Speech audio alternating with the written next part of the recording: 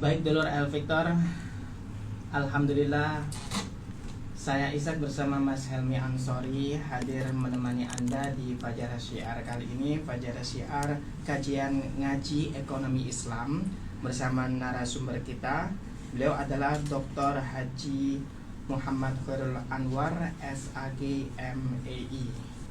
Beliau adalah staf dosen ekonomi syariah di Universitas Negeri Surabaya serta pengasuh pondok pesantren Darul Arkom di Wonocolo, Surabaya, dan juga yang kita kenal sebagai ulama karismatik dengan kajian ilmunya yang luar biasa.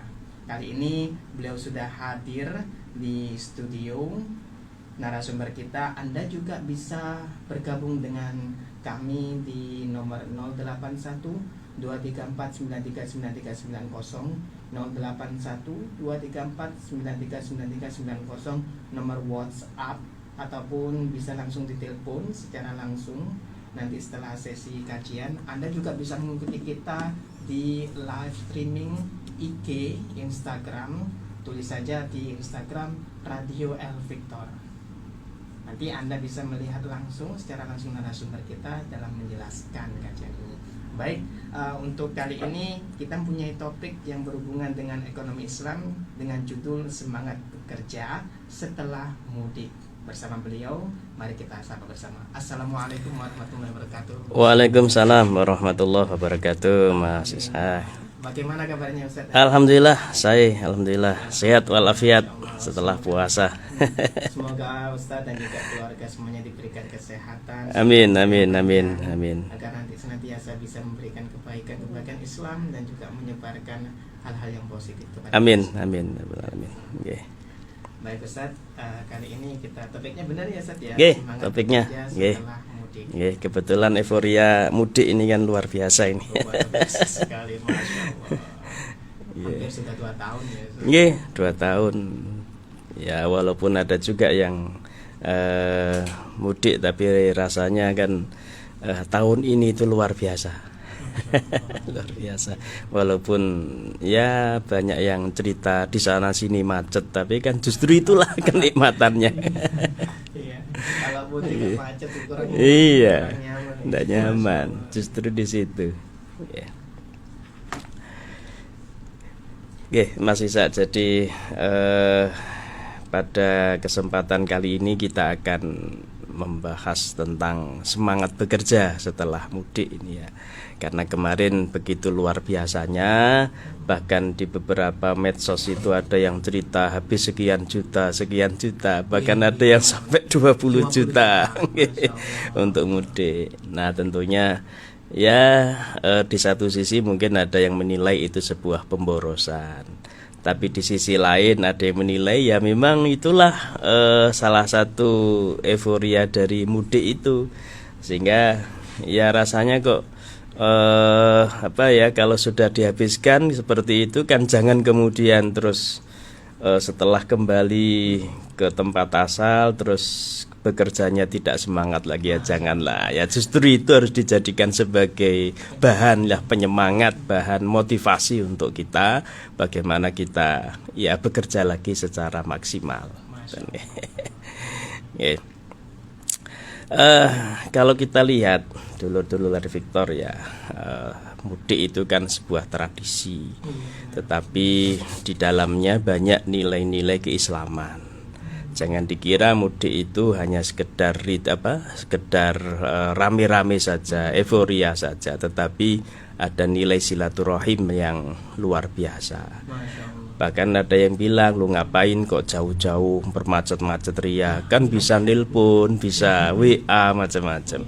Ya itu tidak cukup. Kalau dalam bahasa agama itu tidak cukup, apalagi masih punya orang tua ya. Jadi orang tua itu untuk berbakti pada mereka itu tidak cukup hanya sekedar nelpon dari jauh, tidak cukup hanya dari WA, tidak cukup hanya sekedar ngirim duit. Jadi mohon maaf, kadang kita ini sebagai anak kan pengennya membahagiakan orang tua secara materi, padahal bahagia itu kan ukurannya tidak hanya materi. Betapa banyak orang tua itu justru lebih bahagia ketika ketemu anaknya daripada dikirim uang oleh anaknya kan. Secara fisik ya. Nggak, secara fisik. Makanya kalau kita melihat dalam Al-Qur'an, contoh surah Al-Isra itu ya, wa qadha rabbuka alla ta'budu illa iyyah wa bil walidaini ihsana. Nah, wabil walidaini ihsana, dengan orang tua hendaklah berbuat baik. Dengan orang tua, binya itu bermakna lil ilsok. Lil ilsok itu kan berarti harus ketemu, ada kedekatan. Nah, sehingga mudik itu adalah bagian dari implementasi ayat ini. Implementasi jadi bagaimana ada kedekatan antara anak dengan orang tua, atau mungkin antar saudara dan seterusnya.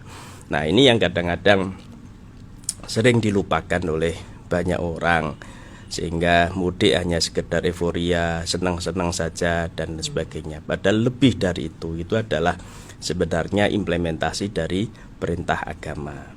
Hanya tentunya ya namanya bepergian, apalagi ketemu sanak saudara yang lama tidak ketemu, biasalah kemudian bawa sesuatu, bawa oleh-oleh, atau mungkin bagi-bagi angpau, bagi-bagi apa itu THR dan lain sebagainya, hal yang biasa. Nah, otomatis itu juga nilai keislamannya luar biasa. Ada sodako kan misalnya kan, ada sodako, ada ya bagaimana kita mempunyai kepedulian sosial ya. Nah, kalau sudah seperti itu ya pasti uang kita berkurang secara matematis ya. Secara hitungan habis sekian itu hal yang wajar. Nah, oleh karena itu mari kita jadikan sebagai bahan motivasi kita. Setelah ini kita kembali bekerja dengan semangat. Gitu Mas Isa. Masya Allah. Di dalam mudik ini juga apa namanya itu sudah diperintahkan juga di dalam Al-Qur'an yang berhubungan dengan surat Al-Isra itu tadi. Wabil walidaini ihsana. Jadi kandungan nilai-nilai, kalau misalkan gini Ustaz ya, berarti kita ketika waktu mudik otomatis sudah terhitung pahala ini ya. Iya, kalau niatnya silaturahim ya pasti pahala ya.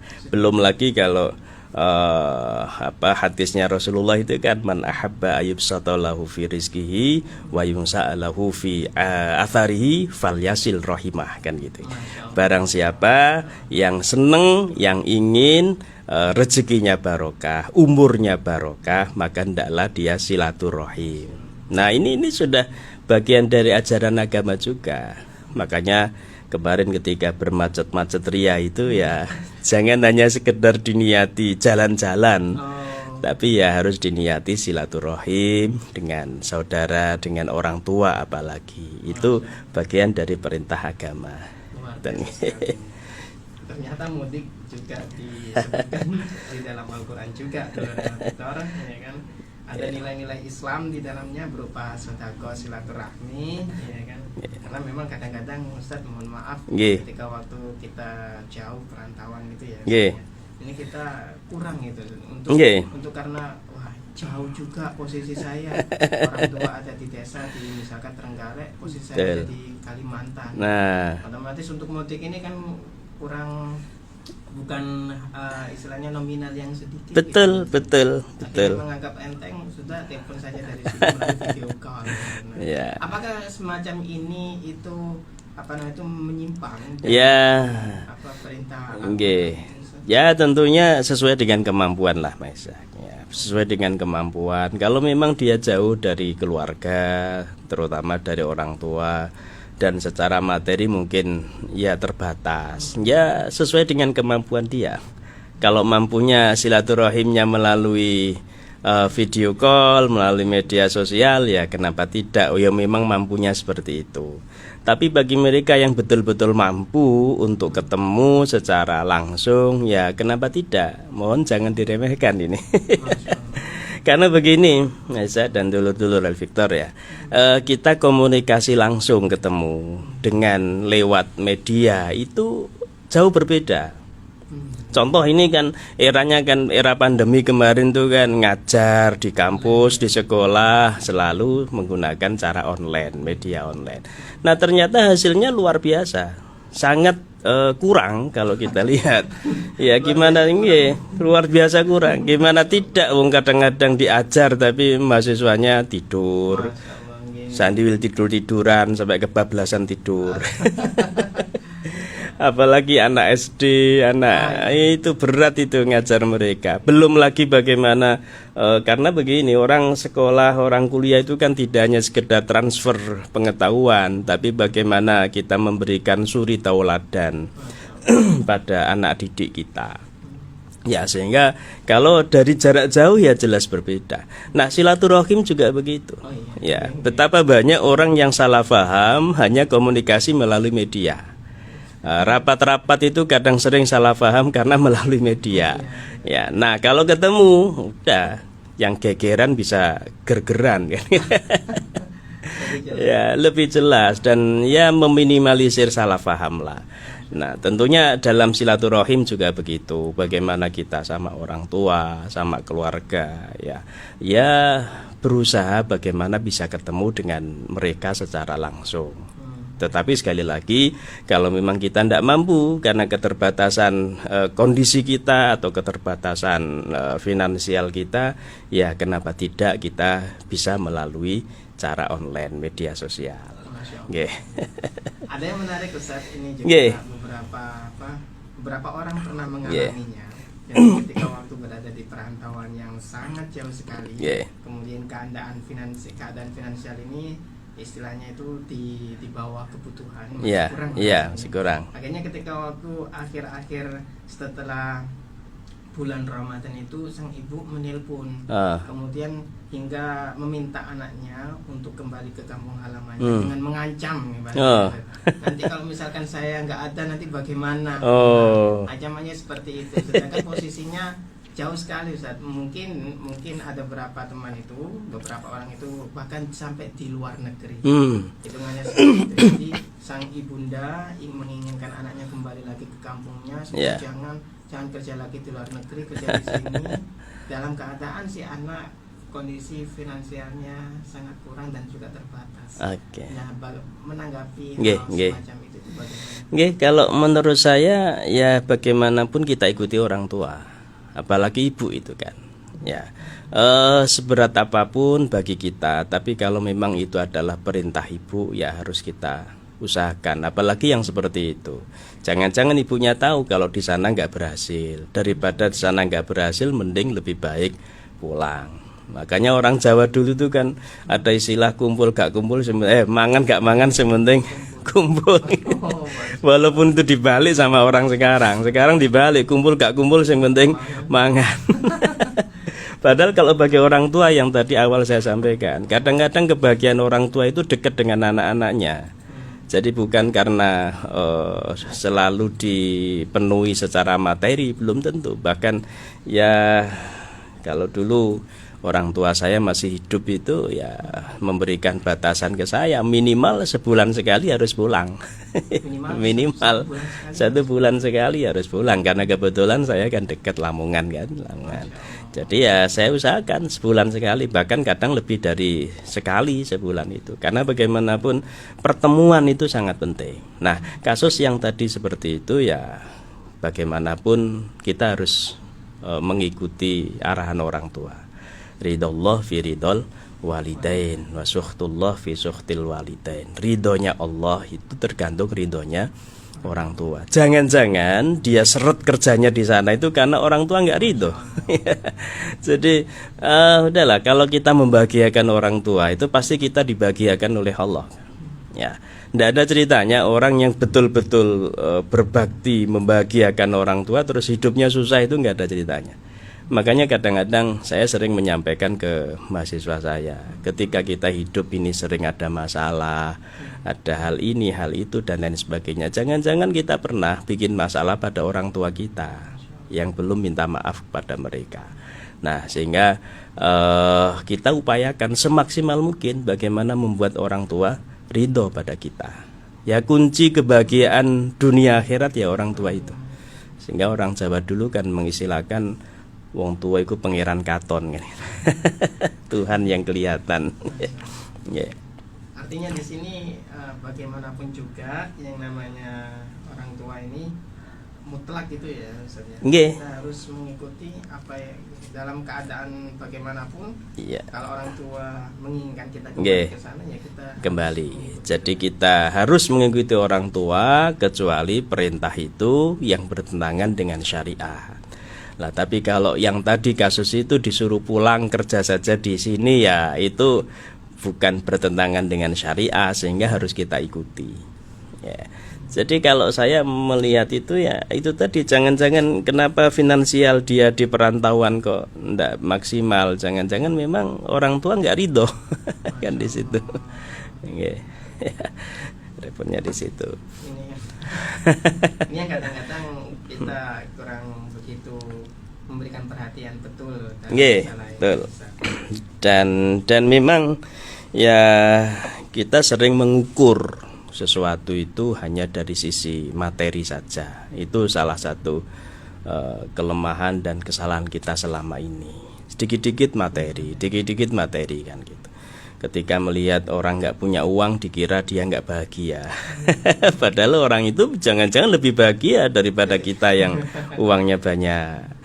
Sama ketika bicara orang tua, kita pengennya membahagiakan orang tua dengan memberikan materi yang berlebih. Jangan-jangan orang tua kita lebih bahagia dengan kehadiran kita. Saya kira dulur-dulur El Victor yang berpengalaman sebagai orang tua sudah sangat tahu tentang ini. Walaupun tidak semuanya, Mas Ishak. Ada juga orang tua yang penting dapat uang, ada seperti itu. Tapi bagaimanapun sebagian besar orang tua pasti mempunyai rasa dan jiwa yang sama lah. Dengan kedekatan anak itu memberikan efek bahagia yang luar biasa. Artinya beberapa orang tua itu, ini sebagian kasus ya. Berarti sebagian orang tua itu lebih senang ketika waktu mereka itu bertemu dengan sang Betul, bukan hanya sebagian tapi sebagian besar itu. Lebih besar lagi ya. Iya.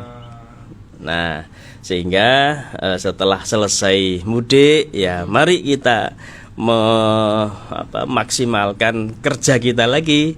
Kalau bahasa kita umpama kita hubungkan sama surah Al-Jumu'ah itu kan, fa idza qudiyatis shalah fantashiru fil ardi wabtaghu min fadlillah. Ketika sholat itu sudah dilaksanakan, kalau dalam konteks ayat ini sholat Jumat, maka bertebaranlah kalian di muka bumi, wabtaghu min fadlillah, cari itu anugerah Allah. Dalam bahasa sederhana, bekerja. Ya, setelah melaksanakan sholat, ayo maksimal bekerja. Nah, kalau bahasa ini setelah silaturahim hari raya, ayo kita maksimal bekerja lagi. Nah, dalam rangka apa?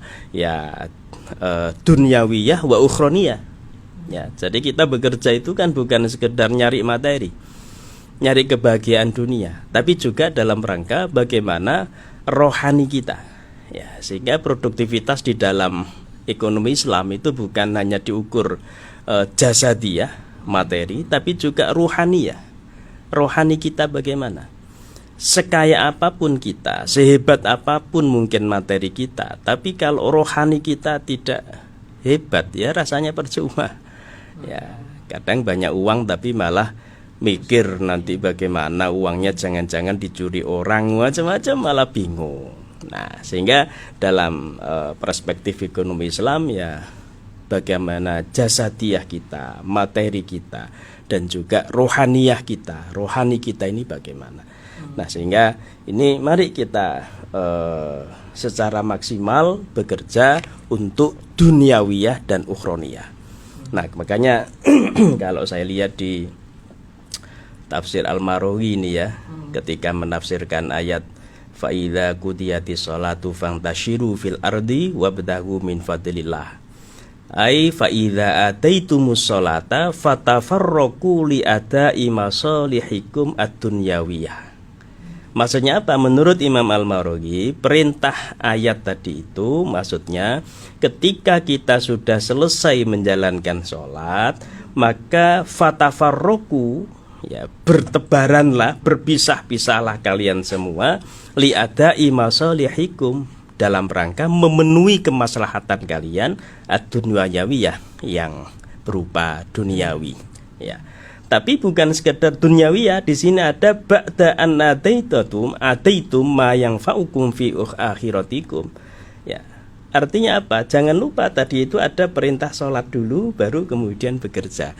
Berarti ada dua kebahagiaan yang kita capai, kebahagiaan dunia dan kebahagiaan akhirat. Ini yang harus kita pahami bersama. Begitu Mas Isa. Masya Allah, luar biasa sekali.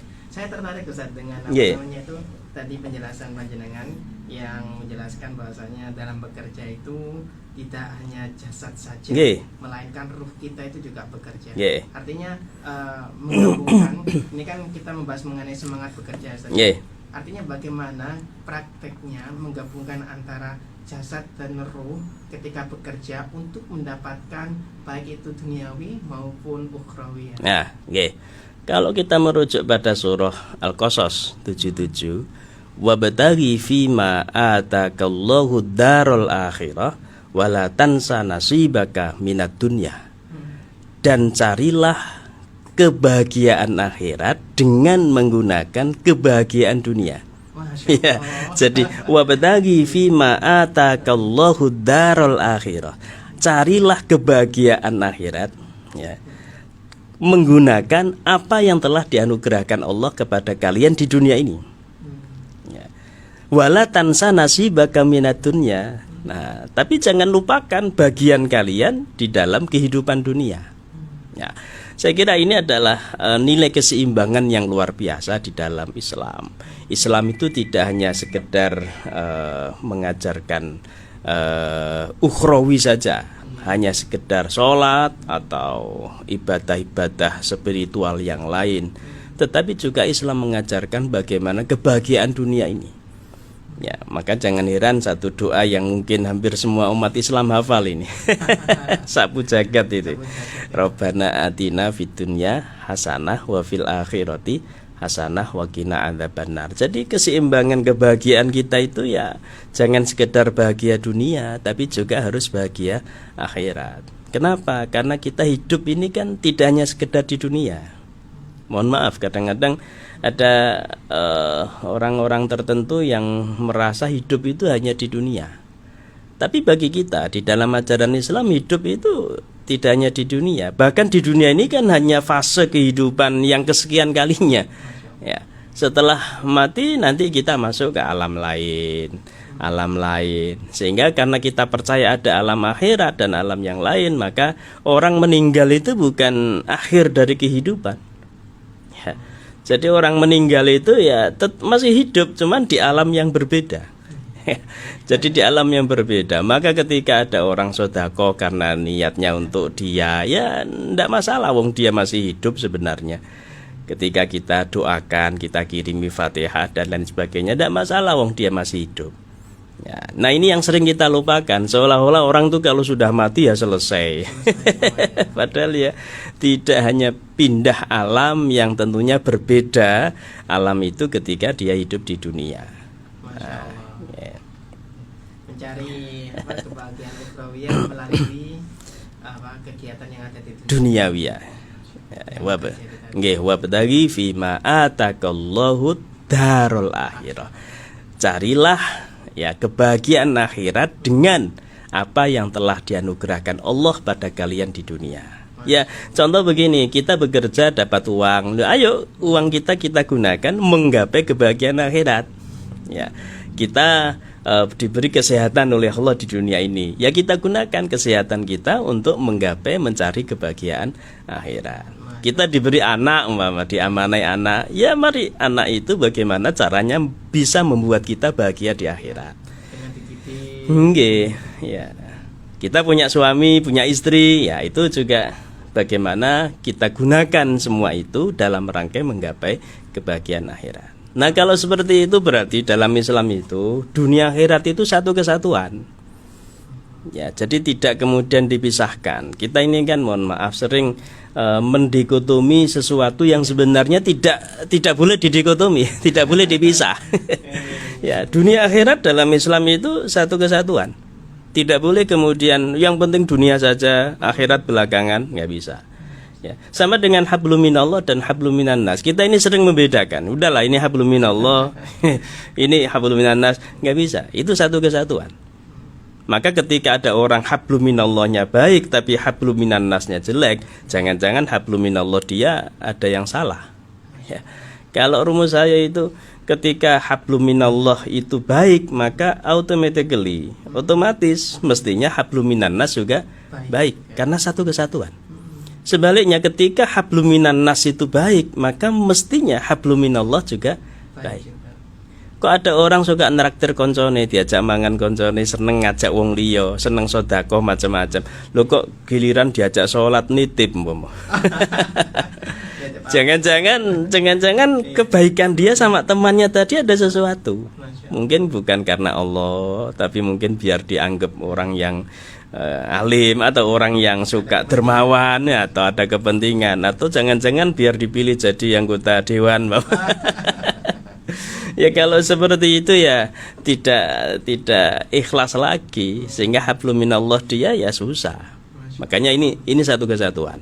Ya sama kemarin ketika kita sudah puasa selama 1 bulan, ya hablum minallah kita sudah baik, maka kemudian dalam Islam ada hari raya saling memaafkan. Ini adalah dalam rangka menyempurnakan ibadah puasa kita kemarin dengan hablum minan nas kita bagaimana.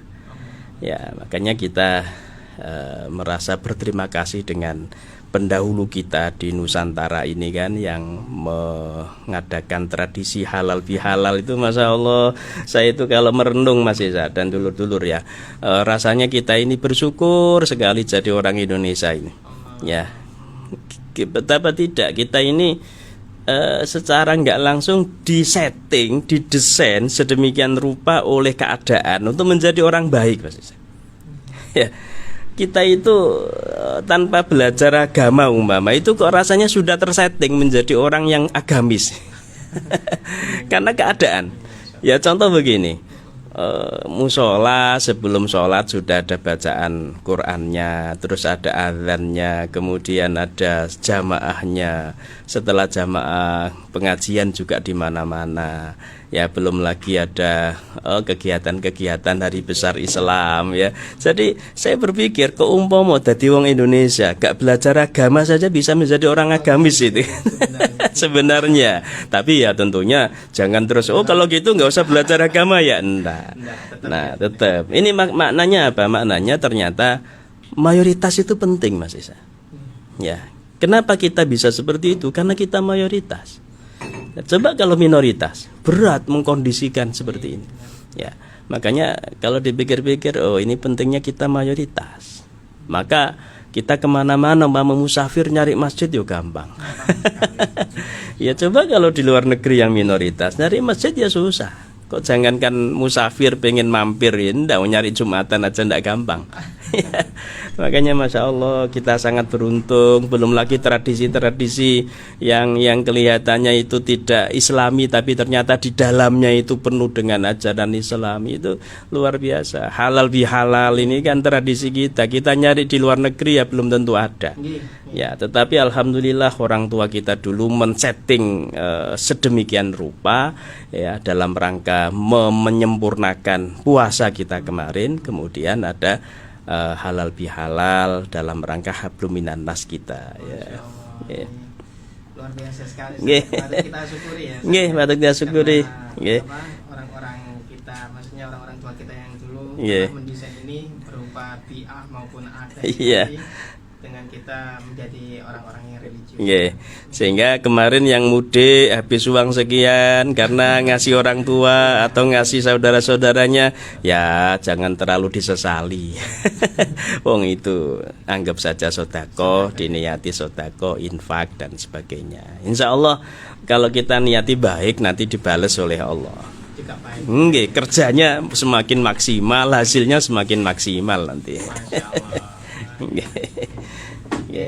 Dulur El Victor, Anda nanti juga bisa bergabung dengan kita melalui nomor WhatsApp, bisa langsung menanyakan langsung dengan mengirimkan pesan ataupun nelpon ya nelpon di nomor WhatsApp kita di 08123493939390. Juga Anda bisa mengikuti kajian ini melalui Instagram kita, live Instagram Radio El Victor. Kita akan lanjutkan lagi Ustaz setelah pesan-pesan berikut ini, Ustaz. Monggo. Baik, dulu El Victor, kita lanjutkan kembali kajian kita bersama narasumber kita. Beliau adalah Dr. Haji Muhammad Khairul Anwar SAG, MEI, staf dosen ekonomi syariah di Universitas Negeri Surabaya, pengasuh Pondok Pesantren Darul Arkom di Wonosobo, Surabaya. Iya. Sudah hadir, sudah ada penelpon nih Mas. Oh, ada penelpon. Oke, kita masukkan dulu ya. Assalamualaikum. Assalamualaikum. Waalaikumsalam warahmatullahi wabarakatuh. Suara Moga Mbak Yuli. Kenapa? Halo Mbak Yuli. Halo. Iya. Silakan. Assalamualaikum Ustaz. Waalaikumsalam warahmatullahi. Ini Ustaz, kan banyak sekarang orang tua itu membantu dengan komunikasi dengan anak yang Nggih. ya Ustaz ya. Nggih. Baik jarak anak yang ada di perantauan atau yang dekat ya serumah itu kan sekarang itu mulai kok sulit banget ya komunikasi dengan anak gitu loh. Kadang juga itu anak sih yang selalu komunikasi dengan orang tuanya, selalu minta doanya. Nggih. Masya Allah. Nggih. Dia telepon selalu setiap hari. Nggih.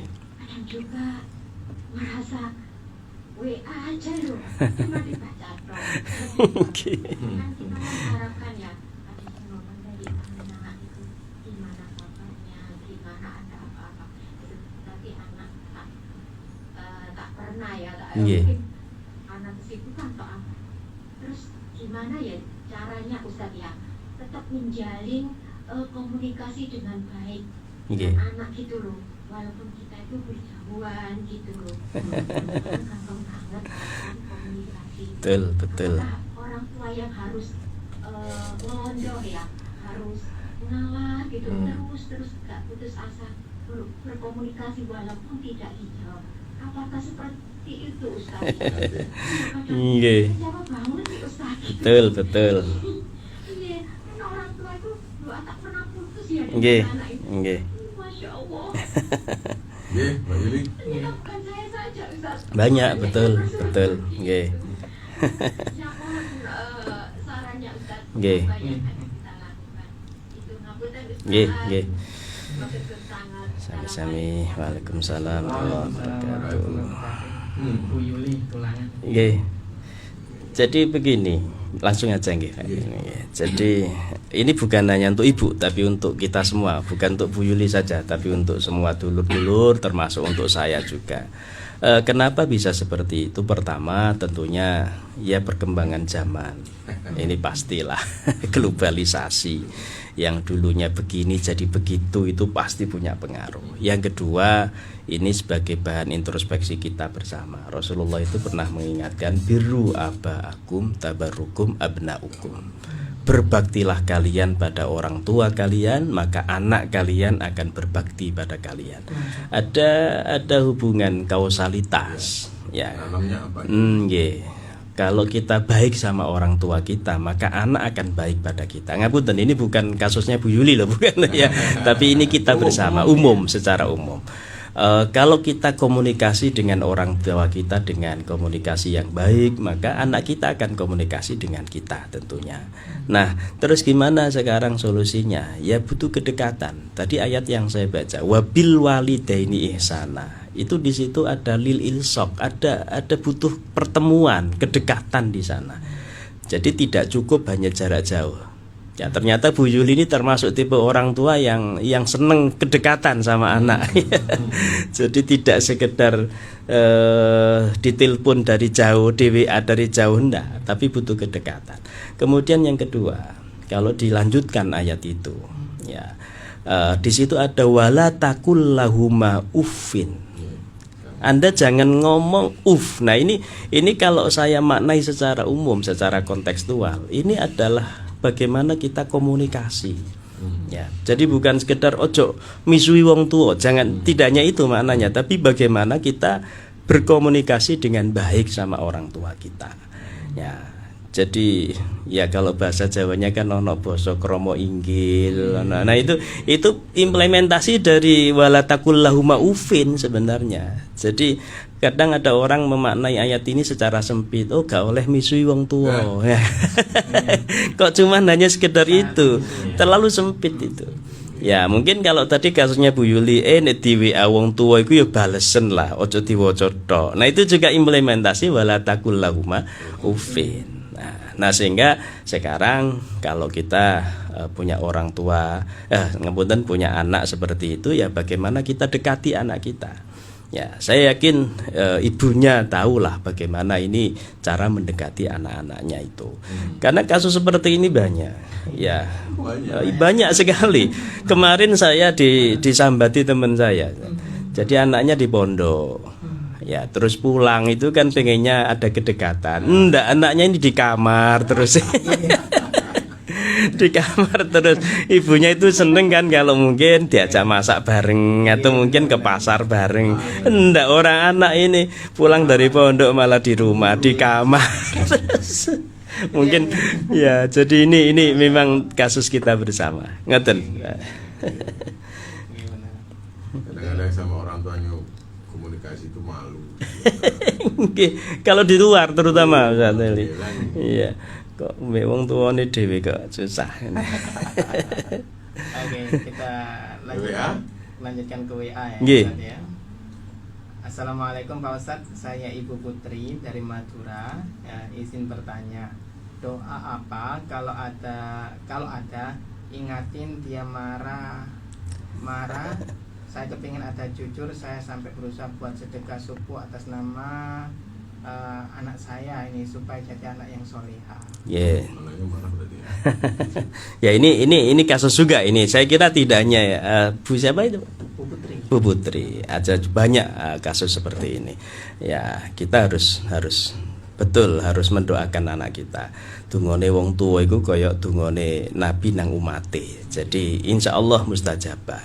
Nah doa apa? Kalau kita merujuk pada Quran ya Rabbana hablana min azwajina wa dzurriyyatina qurrata ayun, atau Rabbi habli minas sholihin, atau Allahumma ja'alna wa auladana min ahlil ilmi wa ahlil khair ya, wa ahlil Quran wa la taj'alna wa iyyahum min ahli syari wa dhail. Nek gak iso ndonga Arab ya basa Jawa. Didoakan bahasa Jawa. Ya malam-malam Bu Putri bangun sebelum subuh munajat kepada Allah, dongakno. Yang kedua, anak sekarang itu tidak cukup hanya dididik secara keilmuan, tapi harus secara rohani harus didekati. Ya minimal difatihai. Ya nggih difatihai jenenge anake sapa diwacana Fatihah. Nggih khususon anaknya namanya disebut. Wong zaman sekarang kok dididik tok ya belum tentu bisa, bukan belum tentu enggak bisa. Didik kita, anak kita itu loh berapa jam, mereka sudah terpengaruh sekian jam, lebih banyak pengaruh negatif. Ya, buka handphone sisi negatifnya luar biasa.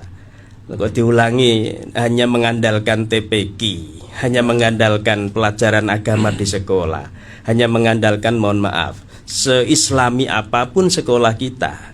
Tapi kalau kita tidak memberikan contoh anak kita dengan contoh yang baik dan juga tidak didoakan mereka, jangan harap mereka menjadi anak yang solihah. Uswatun hasanah dan doa hasanah tadi. Doa ini punya power yang luar biasa. Nggih, apalagi orang tua ini. Ya, gitu. Ada telepon? Nggih, monggo. Satu lagi Ustaz. Nggih, satu lagi. Ya, assalamualaikum. Waalaikumsalam warahmatullah. Oke, silakan. Sebelum saya mengucapkan terima kasih maaf semua Pak Ustaz. Nggih, sami-sami. Tolong volume radionya dikecilkan ya. Nggih, sampun nggih. Monggo. Nggih. Nggih. Nggih, monggo. di keluarga saya itu ada anak saya yang satu itu gimana gitu loh Pak Ustaz sifatnya itu kalau mengolokkan gitu ya sama orang tua itu akan membuat hati saya sakit, tapi saya berusaha untuk sabar. Udah saya berpikiran seperti ini, ya mungkin anak ini belum pengalaman, jadi kalau ngomong ya nggak berpikir itu menyinggung orang tua apa gitu. Contohnya gini, kemarin itu waktu hari raya Idul Fitri itu bukannya saya meminta, enggak Pak Ustaz, saya pernah meminta anak saya sepeser pun kalau diberi saya terima, kalau tidak diberi saya tak pernah minta. Kemarin bilang gini, Bu saya nggak bisa ngasih hadiah soalnya saya belum gajian, mungkin 2 bulan double. Oh iya mbak, tidak apa-apa, sepenting kamu sehat, puasa, keluarga kamu hidup. Kemudian berapa minggu ke sini kita beli bajunya si adiknya itu, mampir saya diajak beli gelang Pak, dengan harga hampir 5 juta. Ya saya batin katanya nggak punya uang, kok beli seperti ini, mau beli inventaris. Sudah setelah itu lagi berapa minggu lagi ke sini, akhirnya kan rusak untuk itu beli apa lagi Pak Ustaz, dengan harga 10 juta. Kemudian saya itu menangis Pak Ustaz, kok seperti ini anak saya. Kan hari lebaran kan juga saya butuh biaya mungkin untuk beli untuk bacaan untuk yang lainnya gitu. Katanya nggak punya uang tapi kok seperti ini ya saya hanya ikhlas dan sabar. Mungkin di suatu keluarga itu pasti ada yang menjadi, kalau orang Jawa itu lakon ya Pak ya mungkin seperti itu ya. Saya tetap sama Allah mudah-mudahan seperti itu hidayah, kemudian saya bagai orang tua itu aja Pak Ustaz. Ya Pak. Terus Bu, Terus Tina ya. Tina. Anak yang seperti itu aja Pak Ustaz. Assalamualaikum warahmatullahi wabarakatuh. Waalaikumsalam warahmatullahi wabarakatuh. Nggih, Bu Vina dan semua dulur El Victor, kalau kita merujuk dalam Quran kan begini, bahwa wa'lamu annama amwalukum wa auladukum fitnah. Ya, ketahuilah bahwa harta benda kita, anak-anak kita adalah fitnah, ujian, cobaan bagi kita. Ya, yang punya anak baik itu cobaan. Yang punya anak jelek juga cobaan. Ya, yang baik itu mungkin sering kita nggak menganggap cobaan. Sering kita menganggap ujian itu sing gak enak. Padahal sing enak iki ujian. Ya, nggih. Jadi tidak hanya Bu Vina sing anaknya ada yang seperti itu. Ya, tapi ya yang anaknya soleh-solehah itu juga sebenarnya ujian. Dikai anak soleh wong tuane ya apa? Lah itu kan ujian juga. Nah, kalau Bu Vina tadi bilangnya itu lakone, kalau dalam bahasa Quran itu kan inna min azwajikum wa auladikum aduwwul lakum. Ya ayyuhalladzina amanu inna min azwajikum wa auladikum aduwwal lakum fahdharuhum. Ya. Jadi musuh. Iya, jadi kadang-kadang anak kita itu jadi musuh kita. Ya mungkin kasus seperti Bu Vina ini musuh dalam tanda petik ya. Fahdharuhum, maka waspadalah pada mereka. Nah, solusinya gimana Bu Vina? Ngapunten, kita kembali ke yang tadi saya sampaikan, ojo lali secara rohani, difatihai, didongakno anake. Sejelek apapun anak kita, itu ya tetap anak kita. Ya. Jadi wong Jawa kacang gak adoh lanjaran. Ya ngapunten, ini introspeksi bagi kita. Mari kita ya minimal bertaubat kepada Allah. Mungkin dulu kita pernah nyalai wong tua. Ya, sehingga kita sekarang dibalas oleh Allah, disalahi sama anak kita. Karena ya salah satu dampak atau akibat dari kesalahan dosa yang tidak ditangguhkan oleh Allah nunggu kiamat, itu ya salah sama orang tua. Dampaknya nanti diberikan di dunia ini. Ya, makanya ini untuk semuanya. Jadi kalau ternyata kita selama ini dimusuhi dalam tanda petik oleh anak kita, jangan-jangan kita pernah memusuhi orang tua kita. Ya. Sehingga taubat. Ya, kunci utamanya pertama adalah taubat, yang kedua didoakan anaknya jangan sampai seperti itu. Kemudian yang ketiga, ya bagaimanapun ngapunten Bu Vina dan yang lain, kita jangan mempunyai prasangka buruk pada anak kita. Ya, jangan-jangan memang anak kita, ya kenapa kok kelihatannya menurut kita itu lebih mengutamakan istrinya, mungkin ya lebih mengutamakan tuku gelang ketimbang kayak THR. Jangan-jangan ada faktor lain yang kita belum tahu. Ya, sehingga tadi Bu Vina didoakan, ya jangan suudzon pada anak, ya, dan jangan sampai punya prasangka, artinya loh ngene yang kok muga-muga ngene, ya jangan sampai. Ya, jangan sampai ndongakno elek pada anak. Bagaimanapun mereka adalah investasi kita ketika kita di akhirat. Ya, tetap kita harus sabar karena mereka adalah ujian cobaan bagi kita semua. Ngeten. Sampun Ustaz. Nggih, sampun nggih. Alhamdulillah. Beda tempat. Iya. Ini ngajar ke mana? Ke kampus Lidah, ada rapat ini. Jadi menyempatkan waktu hari ini menyapa dulu terus semuanya dan diberi ilmu yang luar biasa. Amin. Kita kasih seorang tua dan anak. Banyak sekali. Oke. Nggih, Ustaz, nggih. Nggih. Disilakan apa namanya untuk berdoa. Oh, nggih. Baik, dulur-dulur El Victor, mari kita berdoa kepada Allah dengan khusyuk, dengan tawadhu. Mudah-mudahan keluarga kita diberkahi Allah, rezeki ekonomi kita diberkahi Allah. Amin ya rabbal alamin.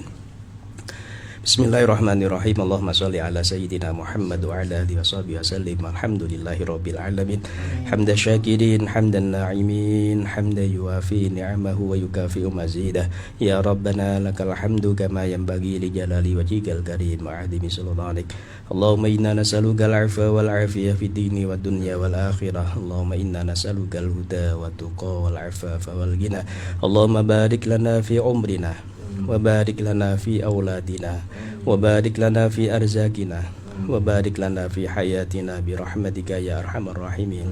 Rabbana hab lana min azwajina wa dhurriyyatina qurrata a'yun waj'alna lil muttaqina imama. Allahumma ja'alna wa auladana wa azwajana wa talamidana wa asatidana siqa'ana min ahlil ilmi wa ahlil khair wa ahlil qur'an wa la taj'alna wa iyyahum min ahli syarri wa dhair. Rabbana atina fid dunya hasanah wa fil akhirati hasanah wa qina adzabannar. Sallallahu ala sayyidina Muhammadin wa ala alihi wa sahbihi wa baraka wa sallam. Walhamdulillahi rabbil alamin. Al-Fatihah.